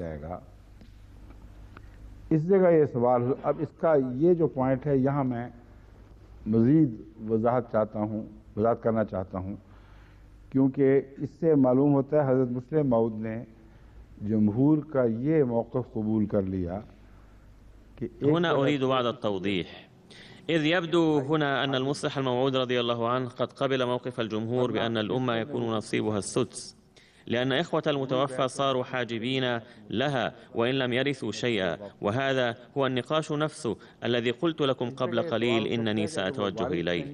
السؤال الذي يفرض نفسه هنا: إذا كان إخوة المتوفى لا يرثون شيئا فلماذا يحجبون وينقصون نصيب الأم؟ يجيب الجمهور عن ذلك قائلين إن الأب مسؤول عن الإنفاق على الأولاد الكثيرين، لذا يتضاعف نصيبه ولا يؤتى إخوة المتوفى أي أولاد أبيه شيئا. ये मौक़िफ़ हज़रत मुस्लिम मऊद कबूल कर रहे हैं क्योंकि ये माकूल बात एक दिखाई देती है, लेकिन मैं هذا الرأي يأخذ به المصلح الموعود رضي الله عنه لأن السبب معقول بادئ الرأي، ولكني أختلف مع هذا الرأي مع اعترافي الكامل بجهلي، وأبين لكم دليلي أيضا، ولكم الحق في أن تقبلوا رأيي أو ترفضوه. لكم الحق في ذلك إلى أن تصدر الفتوى بهذا الشأن من قبل دار الإفتاء بالجماعة، لأنه بعد صدور الفتوى الرسمية من الجماعة لا يحق لأحد النقاش علنا بين الناس مع حقه في الاختلاف الفردي. أما قبل ذلك فلهم أن يختلفوا معي اختلافا فقهيا، وعلى العلماء أيضا أن يناقشوه وليأتوا ببراهينهم على صواب رأي دون رأي. और दलाइल बताएं कि क्यों ये दलीलें कमज़ोर उनके नज़दीक दूसरी दलील ज़्यादा मजबूत है। मेरे नज़दीक भाइयों को महज एक कैटालिटिक एजेंट समझना दुरुस्त नहीं है। أرى أن اعتبار إخوة المتوفى حاجبين فقط من دون أن يرثوا شيئا ليس برأي سليم، لأن الحديث هنا عن الإرث، وكل من يذكر في هذا السياق إنما يذكر من أجل تقسيم الميراث، لذا لا أرى قولهم صوابا بأن نصيب الأم إنما نقص إلى السدس وزاد نصيب الأب بسبب وجود إخوة المتوفى، لأن على الأب أن ينفق عليهم. هذا ليس بدليل عندي، لأن هذا الوضع كان قائما قبل وفاة ابنه المتوفى أيضا، فمسؤوليته عن الإنفاق على الأولاد كانت من قبل ومن بعد أيضا ولم يتغير منها شيء، فهل كان ينتظر أن يموت هذا الابن وينال أبوه مالا لينفق على باقي الأولاد؟ وإذا كان نصيب الأب يزاد من مساعدته على أداء مسؤولية الإنفاق على بقية أبنائه، أفلا يمكن تخفيف مسؤوليته هذه بدفع المال لأبنائه مباشرة؟ أتفهمون قصدي؟ पॉइंट समझ रहे हैं बात?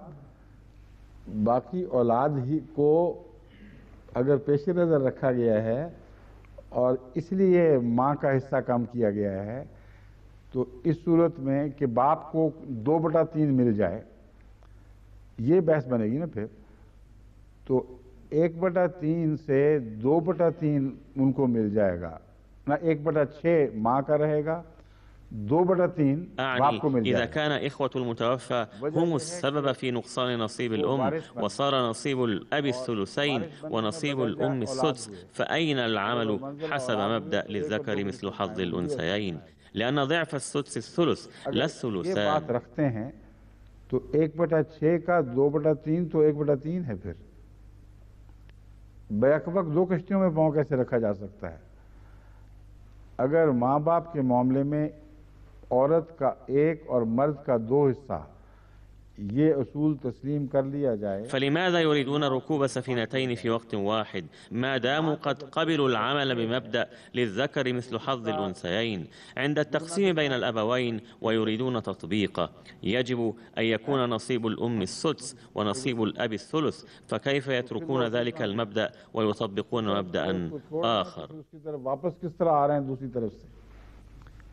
तो अमर वाक़या ये है कि औलाद का जो जिक्र है वो महज हाजिब के तौर पर नहीं, वो इस तौर पर है कि माँ बाप के मुतालिक। الواقع أن ذكر الأولاد هنا ليس لكونهم حاجبين فقط، وإنما ذكروا لأن هناك مبدأ قائما عن الأبوين سلفا، فلماذا نتناسى المبدأ الذي ذكرته هذه الآية بوضوح، أي لكل واحد من الأبوين السدس، حيث ورد فيها صراحة أن الأم إذا صار نصيبها السدس فللأب أيضا السدس، ولم يرد فيها أن للأم الثلث وللأب الثلثين، عملا بالمبدأ الوارد في قول الله تعالى: يوصيكم الله في أولادكم للذكر مثل حظ الأنثيين.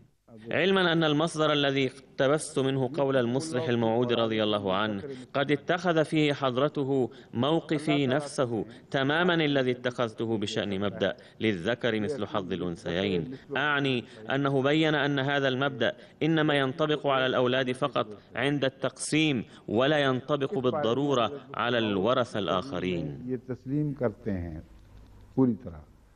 لقد قلت من قبل أيضا أن الأبوين إذا حلا محل الأولاد، أي إذا كانا هما الوارثين فقط، ينطبق عليهما مبدأ للذكر مثل حظ الأنثيين على سبيل الاستنباط. والحق أنه حتى إن لم يكن التقسيم بينهما وفق هذا المبدأ فتكون النتيجة نفسها، لأنه إذا قسم الإرث بينهما حسب مبدأ فلكل واحد منهما السدس، فأيضا يرجع الإرث كله إليهما في نهاية المطاف عملا بمبدأ الرد. وما دام الأمر كذلك فلماذا لا نقسم الميراث بينهما حسب المبدأ الأول؟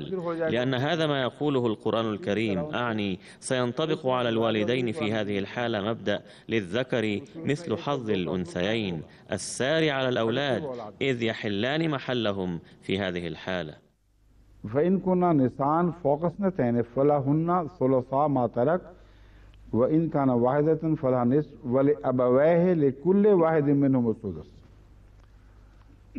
कि उनके वालिदैन के लिए औलाद की सूरत में उनमें से हर एक के लिए छठा हिस्सा है. तो जब वालिदैन छठा हिस्सा लें तो एक और उस दो का أي إذا كان للمتوفى أولاد فلكل واحد من أبويه السدس، فما دام لكل واحد منهما السدس فلم يعد مبدأ للذكر مثل حظ الأنثيين مطبقا عليهما في هذه الحالة. هذا هو استنباطي، فقد صرح القرآن الكريم أن كل من الوالدين يأخذ في هذه الحالة السدس، وحيث إن القرآن قد صرح أن للأم السدس، لذا فكلما كان للأم السدس كان للأب أيضا السدس تلقائيا. وهكذا فإن كلمات الآية تبقى مرتبطة بعضها ببعض ارتباطا قويا ولا نحتاج إلى الاستعانة من خارجها. فموقفي إنما هو أن ذكر السدس هنا يشير إلى مبدأ السدس المذكور من قبل، أعني أنه في الحالة التي قيل فيها إن للأم السدس فيكون للأب أيضا السدس، ولكن حين كان للأم الثلث قال الله تعالى إن للأب الثلثين لكي لا يكون هناك سوء فهم. बस जब 1/6 माँ का बयान किया जाए तो बाप का आज खुद वही होगा जो पहले बयान हो चुका है, और जहाँ एक माँ का 1/3 बयान किया है वहाँ बाप का 2/3 जिक्र कर दिए तभी, ताकि उसमें गलतफहमी ना हो. तो कुरान के अंदर वजाहत के साथ एक दूसरे के साथ जो रब्त है वो इस मजमून से पर्दे उठा रहा है, और मैं समझता हूँ कि ऐसी सूरत में 1/6 ही होगा, क्योंकि वालिदैन अगर पहले ज़रूरत थी वालिदैन को ज़ाती तो उस वक्त फिर उनको ज़्यादा क्यों न दिया गया 1/6 से. अगर वालिदैन को ज़ाती ज़रूरत थी तो 1/6 से ज़्यादा पहले भी तो देना चाहिए था. इसलिए ये जो इस्तेंबात है ये إذن إن الارتباط الواضح الموجود بين الآيات القرآنية يكشف الموضوع، وأرى أن لكل واحد من الوالدين السدس في هذه الحالة التي هي قيد البحث أيضا. لو قيل إن الوالد يأخذ أكثر من ذلك في هذه الحالة للإنفاق على الأولاد، فنقول لو كان بحاجة إلى مال أكثر من ذلك من أجل الإنفاق على أولاده فلماذا لم يجعل نصيبه أكثر من السدس في الحالة الأولى؟ لذا فاستنباطهم بعيد نسبيا عن الأمر الواقع. والحق أنه ما دام القرآن الكريم قد جعل نصيب كل واحد من الوالدين السدس فلهما السدس، علما أن القرآن الكريم لا يذكر دائما نصيب الأم مع نصيب الأب، إنما يكتفي بذكر نصيب أحدهما وهي الأم، فنقوم نحن باستنباط نصيب الآخر. والاستنباط من القرآن الكريم هو اللازم والأولى من أي مصدر آخر، وما يستنبط من القرآن إنما هو ما ذكرته آنفا، أي إذا ذكر السدس يعطى كل واحد من الأبوين السدس دون ما تفريق.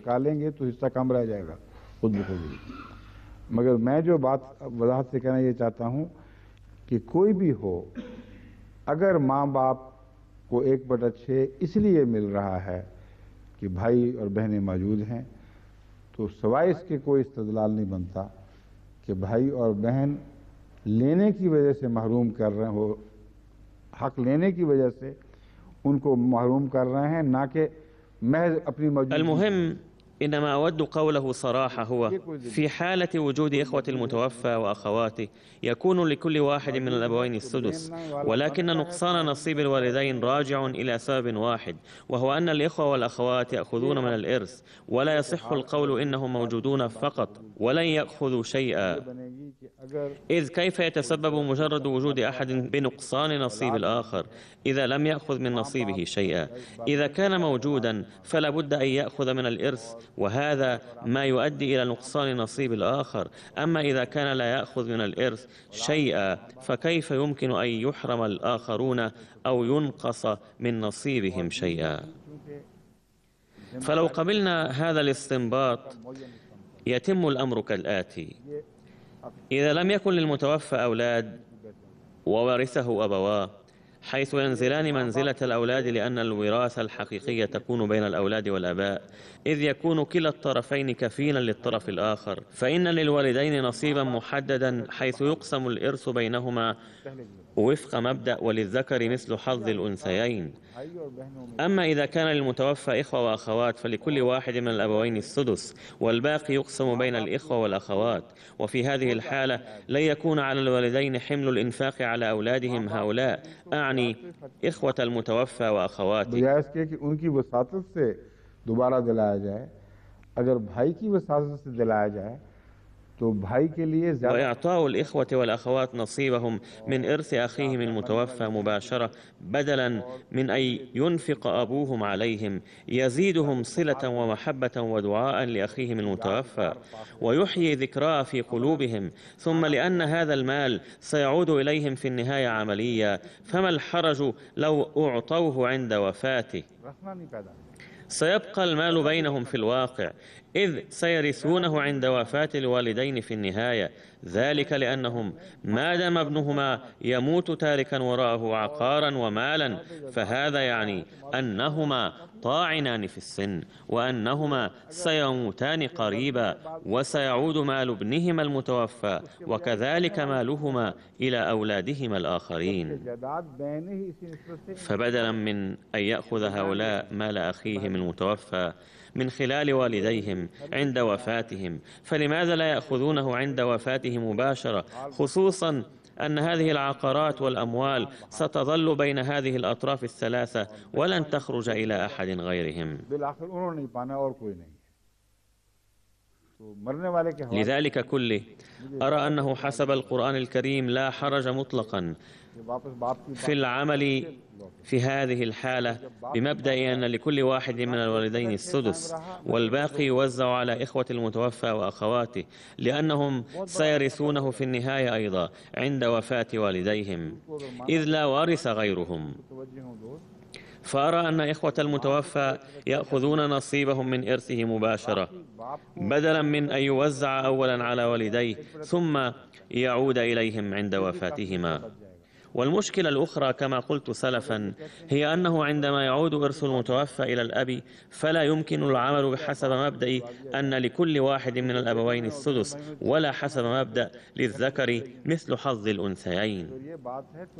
إذن يصبح هناك خلل كبير، لأنه إذا أعطيت الأم السدس والأب الثلث فسيبقى الكثير من المال.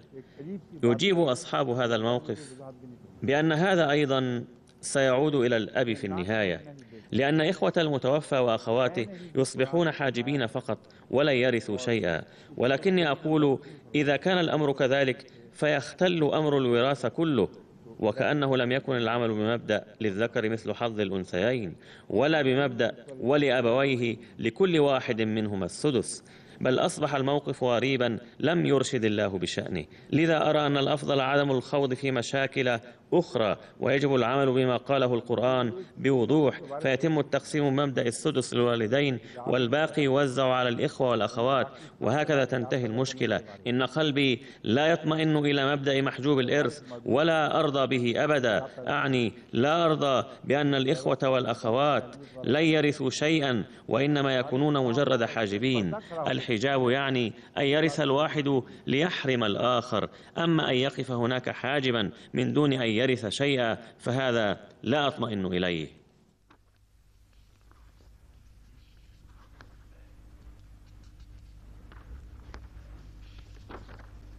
आगे अब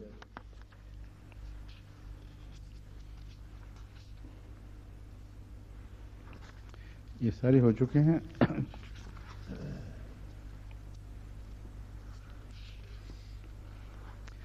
बाकी एक जवाब हज़रत मुस्लिम मऊद ने ये दिया है कि औरत के लिए निस्फ हिस्सा, मर्द के लिए 2 क्यों हैं, या 1 क्यों है, या 1 और 2 की निस्बत क्यों है। ये वही जवाब है जो बारहा यहाँ पहले भी होता रहा है पेश, कि मर्द को कफील बनाया गया, जिम्मेदार बनाया गया है, इसलिए इस लिहाज से उसको विरसे में भी ज़्यादा मिलना चाहिए।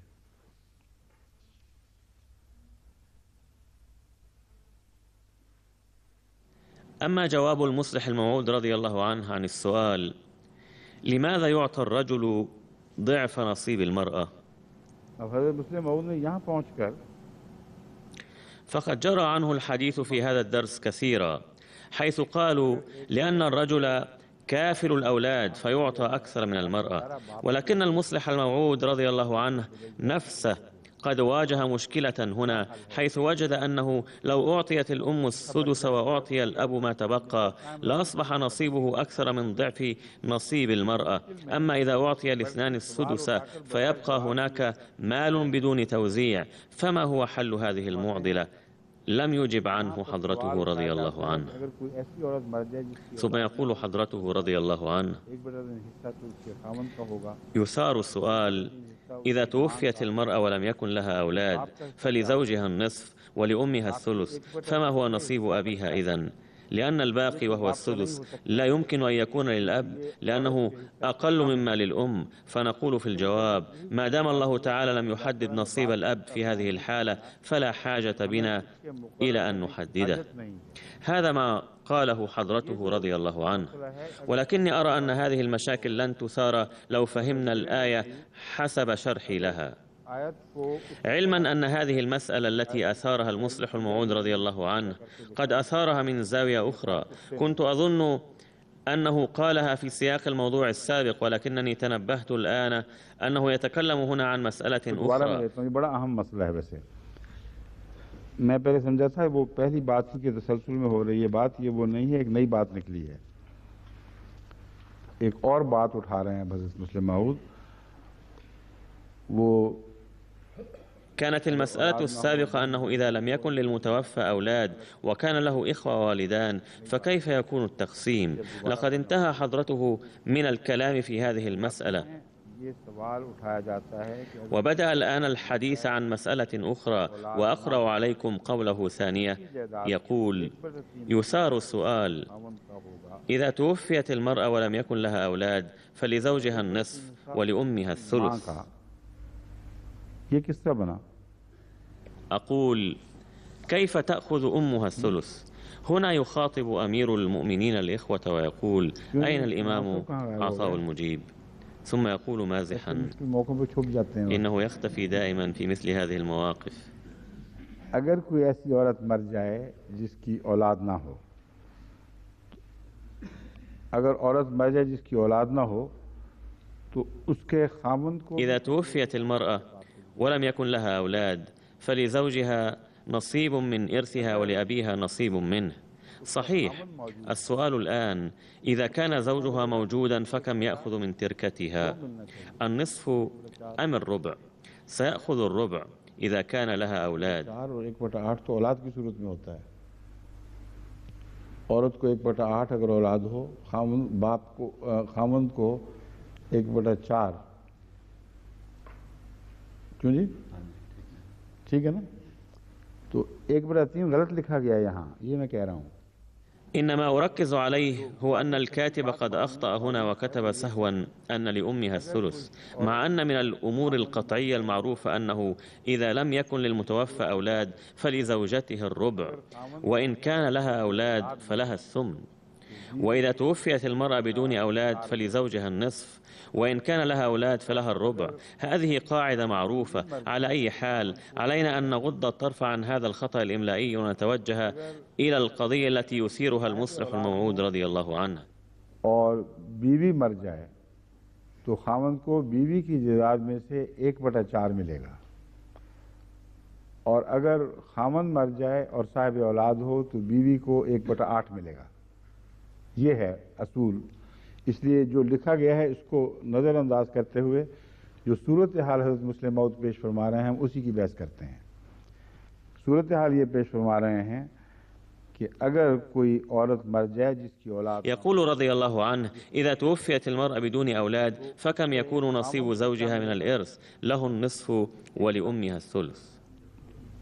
एक बड़ा दो उसकी माँ का तो उसके और 1/3 उसकी माँ का और 1/3 उसकी माँ को मिलेगा। खावंद को 1/2 और 1/3 माँ को क्यों मिलेगा ये बताएं आप। हैं उसी की माँ कह रहा हूँ। سؤالي: لماذا للأم الثلث؟ وأين نصيب الأب؟ من أجل ذلك قلت إن الحل يكمن في اتباع الرأي الذي ذكرته من قبل. إن القاعدة التي قالوا بها هي أنه إذا لم يكن للمتوفى أولاد فللأم الثلث وللأب الثلثان، أما الإخوة والأخوات فلا نصيب لهم في الإرث. ولكن إذا كان هناك زوج فيرث ويأخذ النصف وتأخذ الأم الثلث بينما لا يؤتى الأب شيئا. भाइयों को गैर वारिस समझ लिया गया इसलिए चक्कर पड़ गया सारा। भाइयों को तो गैर वारिस करार दे दिया मगर अगर खावंद हो तो वो तो वारिस बन गया ना।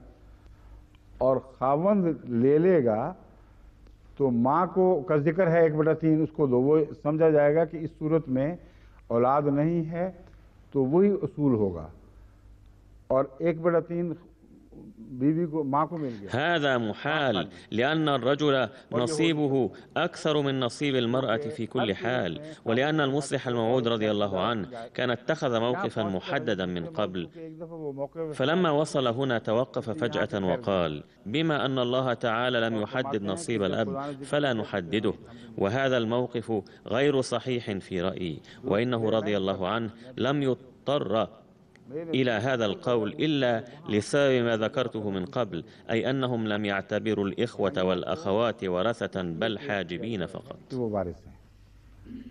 बस ये तर्जमा करना पड़ेगा कि अगर कोई शख्स मर जाए और उसकी औलाद भी ना हो और दूसरा कोई वारिस भी ना हो तो फिर माँ को 1/3 और बाप को 2/3 मसला खत्म। अगर कोई और वारिस हो जैसे ومن أجل ذلك أقول إن تقدير العبارة القرآنية هو كالآتي: और जो बीच में बचता है إذا لم يكن للمتوفى أولاد وورثه أبواه فقط فلأمه الثلث ولأبيه الثلثان. खावंद उसका वारिस है बीवी की أما إذا كان معهما ورثة آخرون बीवी का बाप भी उसका مثل الإخوة والأخوات وغيرهم इस तरीके पर अगर आप तशरीह فلكل واحد من الأبوين الثلث والباقي للإخوة أو الورثة الآخرين من زوج उसका أو أم الزوج أو أبيها. فلو قسم الإرث حسب هذا لم نواجه أي مشكلة حسابية. فمثلا إذا توفيت المرأة يأخذ زوجها النصف المحدد له، أما أبواها فلكل واحد منهما السدس والباقي يمكن أن يتصدق به فلا تكون هناك مشكلة. माँ और बाप में बराबर तकसीम हो जाता है और कुछ जो बच जाता है वो सदका खैरात के काम आ सकता है, इसलिए कोई हिसाबी दिक्कत नहीं पैदा होती। इसलिए अगरचे ये बात और हो रही है मगर नतीजा वहीं पहुंचता है असल में कि अगर किसी को भाइयों को हाजिब समझा जाए और वारिस ना समझा जाए तो इसका باختصار إذا اعتبر الإخوة حاجبين فقط لا وارثين فلا بد أن يكون هناك مشاكل كما سيتعارض هذا مع الآيات القرآنية الأخرى، الأمر الذي يدعم موقفي. وإلا فلماذا توقف المصلح الموعود رضي الله عنه هنا؟ لقد توقف لسبب تقواه، أما لو كان هناك عالم آخر لأفتى في كل حال. मगर हर जरूरी तो नहीं कि हर बात हर एक को बयानी उसी तरह समझ आ जाए, अल्लाह की मर्जी है। बाज़ दफ़ा एक बहुत बड़े علما أنه ليس ضروريا أن يفهم المرء كل شيء، لأن التفهيم بيد الله تعالى. فإننا نجد أن كبار العلماء أحيانا لا يدركون شيئا يدركه عالم عادي، وأحيانا يفهم الابن ما لا يفهمه الأب. وخير مثال على ذلك قصة داود وسليمان عليهما السلام التي وردت في القرآن، إذ عرضت أمامهما قضية ويقول الله تعالى: ففهمناها سليمان. السؤال هنا: لم لم يفهمها الله داود عليه السلام؟ لقد وقعت هذه القضية في حياتهما، ولكن الله تعالى لم يفهمها داود بينما فهمها سليمان عليهما السلام. وليس في فهم سليمان إياها إساءة إلى داود عليهما السلام. لذا أقول: إذا كان أحد يفكر عني ويقول كيف يجرؤ ويعلق على رأي المصلح الموعود رضي الله عنه هكذا، فليعلم أني عبد متواضع بلا شك، ولكن لا بد أن نتذكر أن من يكرم القرآن هو الذي يكرم عند الله تعالى. إن وفاءنا للقرآن الكريم هو فوق وفائنا لآبائنا وأمهاتنا ولقرار كبارنا. وفيما يتعلق بالمسيح الموعود عليه السلام، فلا يمكن أن تفوق فتوى أحد فتواه عليه السلام في هذا العصر، لأن الله تعالى قد سماه الإمام المهدي وجعله ملكا لهذا العصر كله. أما خلفاؤه فلكل واحد منهم الحق في أن يفتي كما يراه صحيحا وينفذ فتواه في عهد خلافته، ولكن لا يجوز لأحد أن يقول لأي خليفة أن الخليفة السابق كان أصدر فتوى كذا.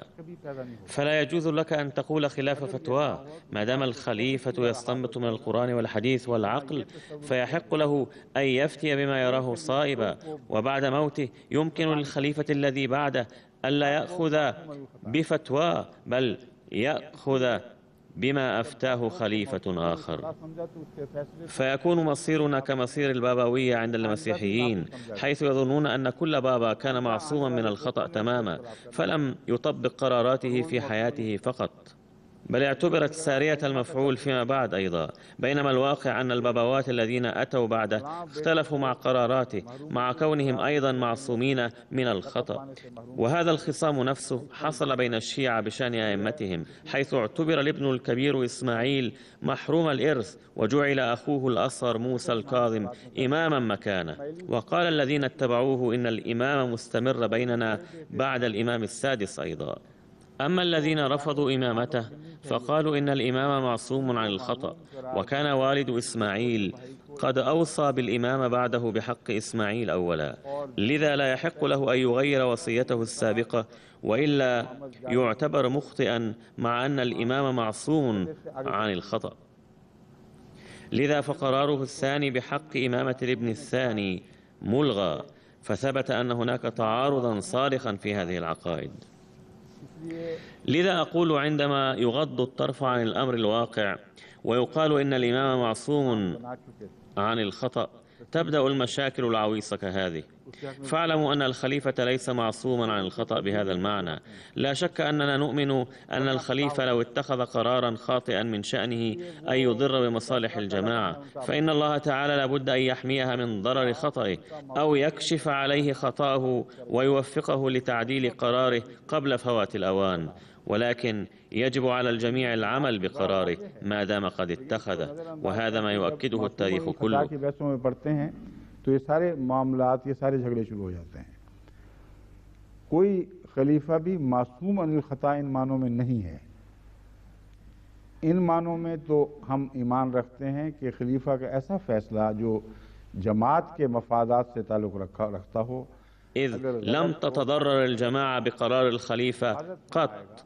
أما القول بأن الخليفة معصوم عن الخطأ تماما في تفسير القرآن أو استنباط المسائل فهو قول خاطئ تماما. لو كان الأمر كذلك لما اختلف الخليفة الثاني رضي الله عنه مع الخليفة الأول رضي الله عنه في تفسير كثير من الآيات واستنباط كثير من المسائل. لقد سبق أن أشرت إلى اختلافهما في تفاسير كثيرة ومسائل عديدة، الأمر الذي لم يعجب بعض الإخوة، ولكني لم أكترث لهم وقلت لهم إنني محاسب عند الله تعالى لا عندكم، لذا سوف أظل أقول ما أراه صحيحا. मसाइल में कई मसाइल में इख्तिलाफी तफसीली मसाइल में मैं पहले भी कर चुका हूँ इख्तिलाफ। बाद लोगों ने मुझे बड़ा नापसंदीदा का इजहार भी किया, मैंने कोई परवाह नहीं। ولكني أخبركم أنني لا أتخذ أي رأي إلا بعد الكثير من الاستغفار والدعاء والاستعانة بالله تعالى، قائلا: ربي إن كنت مخطئا في رأيي فاحمني من الزلة، إذ إنها زلتان في الحقيقة، لأنني أولا سأقع في الخطأ وسأقع فيه مخالفا رأي أصحاب العلم والمكانة، ولكنني مضطر إلى أن أقول ما أراه صحيحا ما دمت فهمته هكذا من القرآن الكريم، وما دمت أستنبطه منه متمسكا بالتقوى، وسيظل قراري أنا ساري المفعول ما دمت حيا. أما الخليفة الذي يكون بعدي فهو حر في أن يأخذ برأيي أو برأي غيري من الخلفاء، ولكن لا يكون هناك تصادم ولا تعارض، لأن كل خليفة حر في عهده. أما المسيح الموعود عليه السلام فلا يحق لي ولا لأي خليفة آخر أن يختلف معه عليه السلام، لأنه الإمام الذي أقامه الله تعالى بنفسه لهذا العصر، وهو معصوم عن الخطأ بهذا المعنى. غير أن هناك جدالا آخر يمكن أن يثار، لذا أود أن أوضح الأمر أكثر. لو قال شخص للخليفة: إنك تفهم قولا للمسيح الموعود عليه السلام على الضد مما أفهمه، وأنت على خطأ في ذلك وأنا على صواب، فسوف يؤخذ برأي الخليفة في هذه الحالة، إذ من المحال للخليفة أن يفهم موقفا للمسيح الموعود عليه السلام ثم يخالفه عمدا ولا يأخذ به، هذا مستحيل. فأن للجارة أن تدعي أنها تحب الولد أكثر من أمه، فإما أن هذا الذي يختلف مع الخليفة ادعاؤه باطل، وإما أنه قد أساء الفهم. لا جرم أن من حقه أن يكتب للخليفة: أني قد سمعت رأيك وأرى أن رأيك ليس ما يراه المسيح الموعود عليه السلام، ولا اعتراض على هذا التصرف في الواقع، ولذلك كلما كتب لي أحد ذلك أقول له: لا بأس، يمكنك أن ترى ما ترى، ولكن إذا عرض الخليفة على الجماعة موقفا للمسيح الموعود عليه السلام حسب فهمه، فلا يحق لأحد بعد ذلك أن يقدم أمام الجماعة رأيا مخالفا لرأي الخليفة، فهذا أمر مختلف تماما. هل فهمتم؟ وهنا ينتهي درس اليوم، وسنجتمع غدا إن شاء الله. يقول حضرته للسكرتير الخاص: عليك أن تستخرج أقوال الشيعة، هذه هي الأوراق المتعلقة بها، فاطلب من الإخوة الروايات المفصلة بهذا الشأن. السلام عليكم.